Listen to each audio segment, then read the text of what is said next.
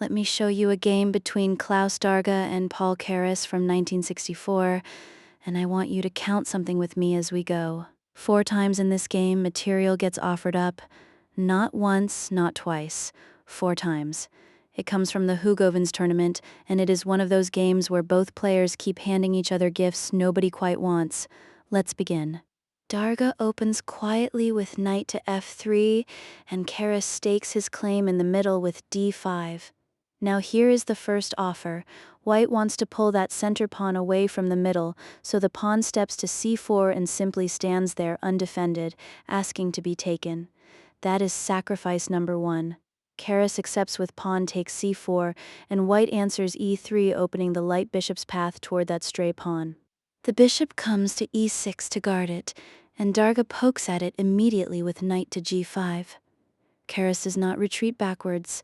The bishop steps forward to d5 instead, which white challenges at once with e4.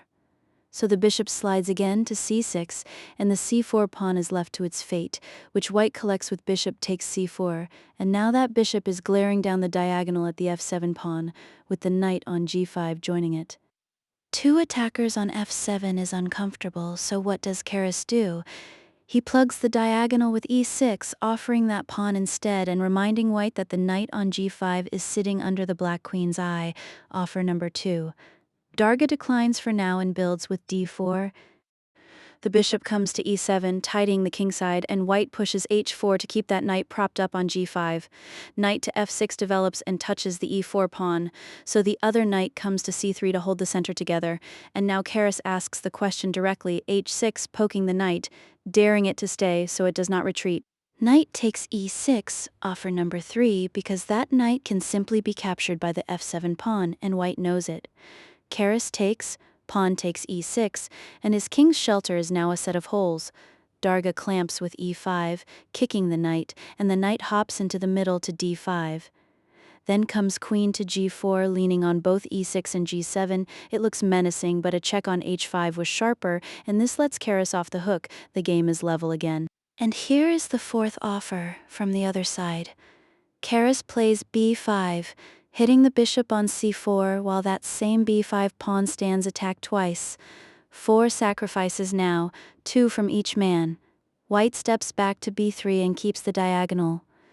The pawn rolls on to b4, hitting the knight on c3, and Darga grabs with queen takes e6, a queen suddenly forking the bishop on c6, the knight on d5, and tying the e7 bishop to its king behind it. Keres answers in kind, pawn takes c3, knight off the board, and white checks with queen to g6, where the king has no block and no capture available, only a step. So king to f8 it is, and the black king has given up castling forever. Now white has a choice, and this is where the game turns. Darga restores the pawn with pawn takes c3, and just like that, Keres is clearly better. Why? Because a tempo was available and it was not taken. So what was the difference? Watch what a check first does. Queen to f5 asks the king a question before anything gets recaptured. The king goes to g8, and the queen returns to e6 with another check. White's piece is buzzing and the position holding level. But that is not what happened. The pawn was taken instead, and the initiative quietly left the building. Keres retreats the bishop to e8, and note it now stares at the white queen on g6. The queen slides to f5 with check, and black could block in 3 different ways. But the simplest is king to g8, where, look at this, the knight on d5 is now tied to that king by the bishop on b3. Remember that knight. It is going to stand there a long time.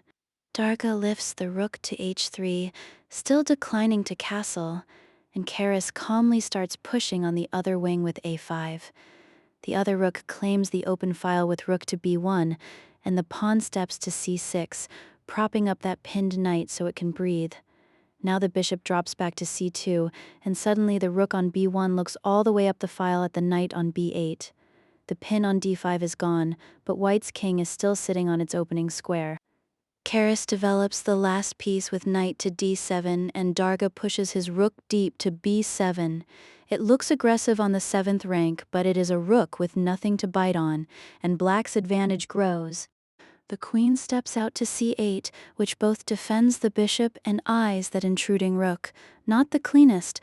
The knight had a better route, but the rook on b7 is now hanging in the wind. White swings the rook back with rook to f3, and the knight tucks into f8, guarding the king and lining up beside the queen on the file that white's own queen watches from f5.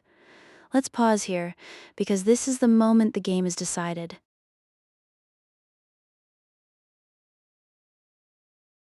Keres is a piece to the good and his king, for all its wandering is perfectly safe behind that knight.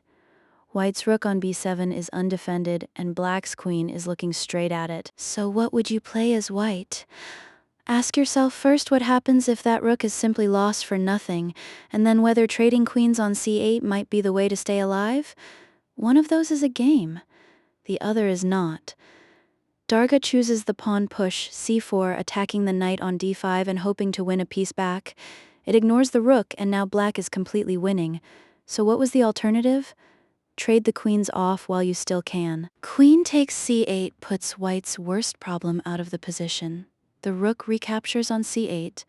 The bishop takes the strong square with bishop to e4. And black picks up the loose pawn with bishop takes h4, a piece down, but at least still playing chess. That is not what happened. The pawn went to c4, and the rook on b7 was left where it stood. So Keres simply takes it. Queen takes b7, a whole rook for free. Darga collects the knight with pawn takes d5. The pinned piece finally leaves the board, though not the way white wanted. And the bishop swings to g6, hitting the queen and the bishop on c2 both. Black had even better with a simple recapture, but this is plenty. Freeze it here and look at what each side actually has. Keres has a rook and more for his troubles, and the bishop on c2 is undefended with a black bishop staring right at it. So what is white's one saving idea? Trading that queen on g6, taking the attacker off the board and losing a pawn instead of a bishop? And notice something else. White's king is still on its starting square, 25 moves in, with the rooks off doing errands. Every one of those 4 sacrifices was played to attack. Nobody ever came home. Instead, the queen steps aside to g4, and this loses the bishop for nothing at all. Black is completely winning. Why was the capture the right call? Because it removes the piece doing all the damage. Queen takes g6 is the move. The knight recaptures on g6. White pushes d6 to make a nuisance of the pawn, and the knight helps itself to h4, clearly losing for white, but the pieces are still standing. In the game, the queen went to g4 instead, and Keres needed no invitation. Bishop takes c2, and the bishop is simply gone. The queen on g4 does hold the g7 pawn to its king, but there is no follow-up behind it, and nothing at all to show for the material. White resigned here. Down a rook and a bishop with no attack left. There was nothing to play for. Every piece that went hunting had been picked off. And the king that never castled sat on e1 to the very last move. That is the story of the game. 4 sacrifices, and the man who made the last 2 was the one who kept his position intact. Take this with you. An offer of material buys you time, and time is only worth something if you spend it before your opponent finishes developing, otherwise you have simply given away a piece with extra steps.